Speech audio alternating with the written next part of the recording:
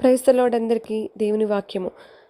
పరిశుద్ధ గ్రంథంలోని దేవుని వాక్యం ఇలా సెలవిస్తుంది. నేను పరిశుద్ధుడను గనుక మీరును పరిశుద్ధులై ఉండుడి.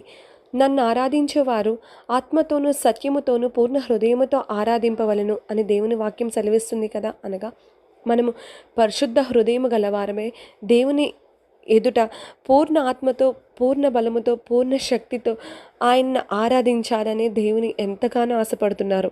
ఇప్పుడు మనము ఆరాధిస్తాము, చప్పట్లు కొడతాము, కానీ మన మైండ్ ఒక ప్లేస్లో ఉంటుంది, మన టంగ్ ఒకలా పలుకుతుంది. కానీ దేవుడు ఏమంటున్నారు? మనం ఫుల్ అటెన్షన్ అంతా దేవుని ఎదుట పెట్టి మనము పూర్ణ ఆత్మతో ఆయన్ని ఆరాధించాలి. అది పరిశుద్ధంగా ఆరాధించాలని దేవుడు కోరుకుంటున్నారు. మనలో నిజంగా ఏ మంచి లేదని దేవుడు చెప్తున్నారు. ఈ భూలోకంలో ఏ ఏ నరుడును నీతిమంతుడు కాదు అని దేవుని వాక్యం సెలవిస్తుంది కదా. సో మనము దేవుని ఎదుట పశ్చాత్తాప హృదయం కలిగి జీవించాలి.